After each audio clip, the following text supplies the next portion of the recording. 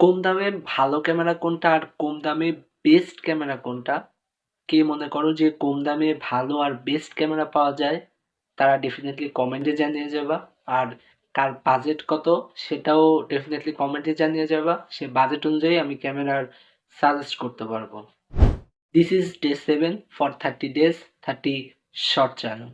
কম দামে ভালো ক্যামেরা কথাটা কেমন জানি সোনার হরিণ খোঁজার মতো হয়ে গেল। আসলে কম দামে ভালো আর বেস্ট ক্যামেরা আছে কিনা সেটা আমার জানা নেই। কেননা ভালো ক্যামেরার কোনো শেষ নেই।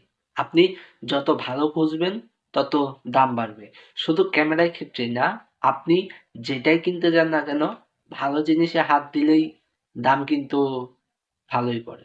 তবে কথা হচ্ছে আপনি ফটোগ্রাফি কি জন্য করবেন?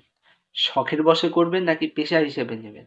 যদি আপনি ফটোগ্রাফি শখের বশে করেন তাহলে এত দামের ক্যামেরা কিনে ঘরে ফেলে রেখে আবার যখন শখ জাগবে তখন আবার ব্যবহার করবেন, এটা আমি সাজেস্ট করি না।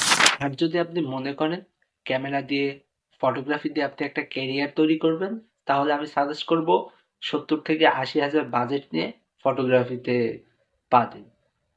তো কার বাজেট কত সেটা ডেফিনেটলি কমেন্টে জানিয়ে যাবেন। আর চ্যানেলটাকে অবশ্যই সাবস্ক্রাইব করে পাশে থাকবেন।